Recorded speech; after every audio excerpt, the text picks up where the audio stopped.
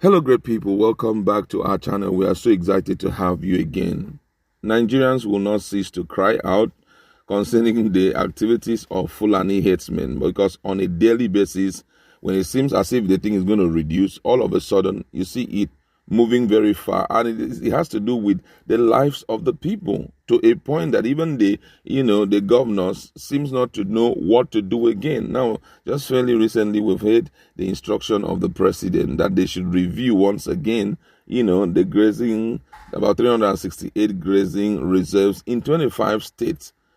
And hey, most people were hoping that, ranching will be adopted, but shockingly, it's not going to happen. And, if these things are being located, these grazings that are being located, it's not going to be funny, because forcefully, they have to, ensure that it is secured and given to them. And you know what it means, them staying around. So right now, some youths have decided to call on the presidency to do something drastic, at least against these so-called Fulani herdsmen, the armed Fulani herdsmen, and should give them the name that is due based on the activities that they have fervently been carrying out thus far.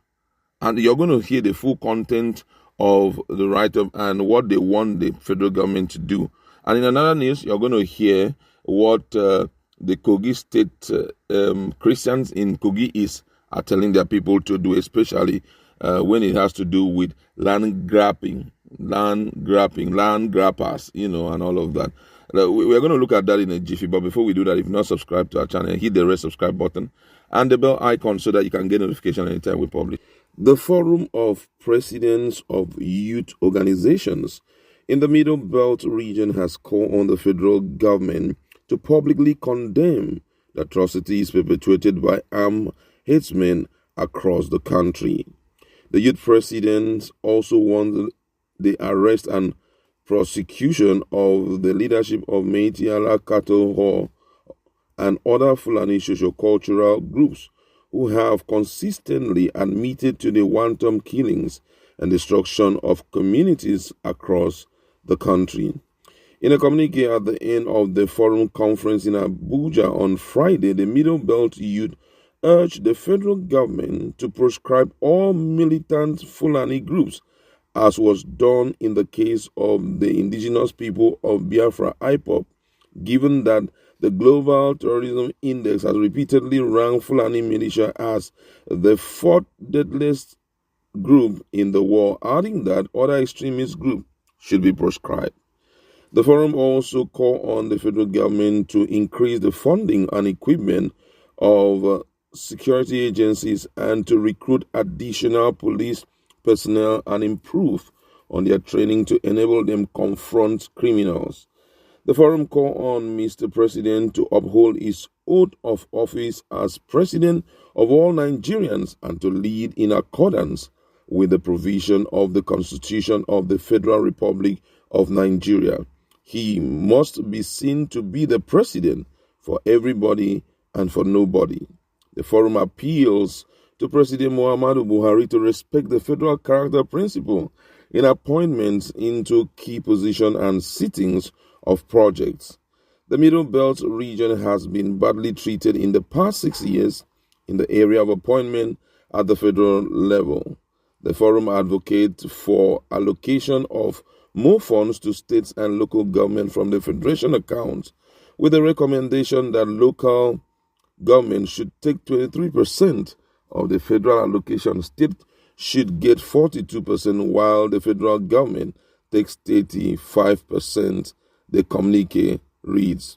The group call on states to step up their effort in improving internally generated revenue to tackle development challenges and make life more meaningful for the people.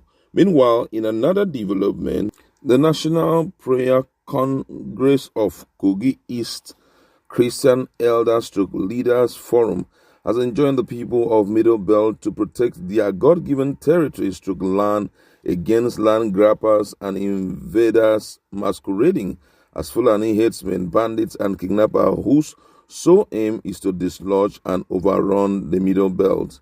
In a communique jointly signed by the national president and national coordinator of the forum, Joseph Eguda and Samuel Salifu, made available in Kaduna after a 2-day prayers over poverty and insecurity in Kogi East Senatorial Zone. The members prayed against the activities of kidnappers, bandits, and land grabbers. The 2-day prayers with the team, the corporate welfare of Kogi East, had in attendance the national, state, and local officers of the forum, prominent Christian leaders as well as Christian traditional rulers with Kogi East. It further explained that delegation from the Middle Belt, Yoruba and Igbo Nation, Pan-Niger Delta Elders Forum, that's Pandeb, and other groups were also in attendance. The meeting noted that Middle Belt should give full resistance to such tendencies, and Kogi State or Kogi East should remember the exploit of Igala Kingdom in their earlier years. According to the communique, the forum encouraged members to be vigilant and watch the unfolding sequence of electoral happenings in the country while identifying ourselves fully with the corporate yearnings of the Middle Belt. It noted that the Kogi East elders leaders stands by the will of the people with respect to the request for the creation of Okura State. According to the communique, the forum stressed the need for synthesis of community association of any form in Kogi State to work towards the social economic growth and well-being of the people. Participants, however, commended the Kogi State government for the priority attached to the security of life and property of the people and encouraged it not to relent. The forum also encouraged Kogi State and its unit of Christian elders and leaders in Kogi East to maintain their God-given space within the Committee of Nigeria. Wow. Now, one of these things, one of the cases that comes up very quickly before Nigerians, which seems to be unsolvable, is that of this Fulani herdsmen disguising in different forms, grabbing lands from the people.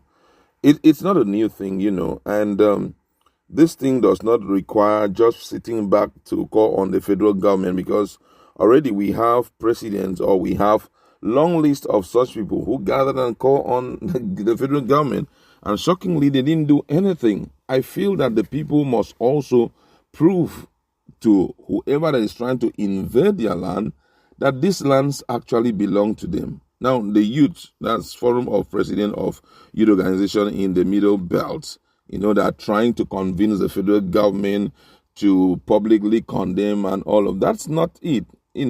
Whether we like it or not, there are some things that are just before us.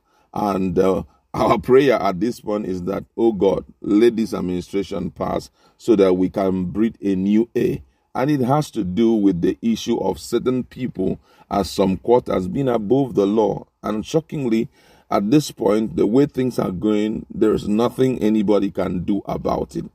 The only thing is that we just need to hold the fort till 2023 comes so that we know. And during that 2023, everybody within themselves, forget about party differences, forget about any party you belong to, we must have this in our mind that whoever that must be elected into that post must not be a sentimental person, must not be anyone who is driven by ethnicity, who is a bigot and all of that. Must be somebody that we can attest to the fact that this person is actually the president of everybody and not the president of a particular ethnic group.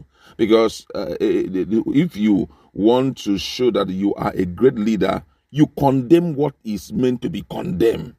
You go after the people that should be, we should deal with. For example, this issue of Fulani herdsmen is not something that is just coming up today. Many people have been saying it. Benue State governor has come out at different times, and he's not just coming out to complain. There are proofs everywhere pointing to the fact that these guys, when they stay in any host area, their plan is to see how they can totally annihilate, not all of them, but this particular sect who don't care who anybody is. Now, as I'm talking to you in Osun State, about 5 farmers have been, have lost their lives in the hands of these same people. The same is happening in all other places. They are invading, they are taking over. Delta State, some few days ago, we saw a video that was straight the way a young man was telling Nigerians that they were hindered on their journey. They were stopped. Why? By the activities of Fulani herdsmen. And the big question is, why are we allowing these guys to be enjoying themselves as if they are more superior to other Nigerians? So at this point, whether you are calling on the federal government, whatever security strategy that you can adopt to see how you can prevent these guys from impacting negatively in your environment, that's what we should be pushing for. At this point, every community needs to build a security strategy, a security architecture that will at least send a warning out to them that we are not ready to give up. This is our land and we must stay back to protect it.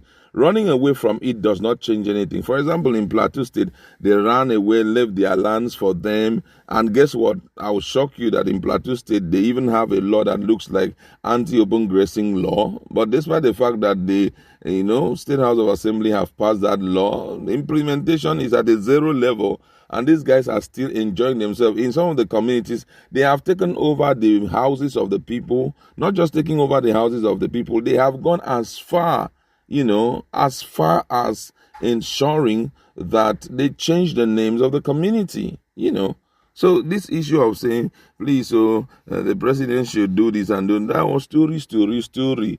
The best thing to do right now is keep quiet and ensure you protect your community, because one of the things that is not too good about we Southerners is that we talk too much.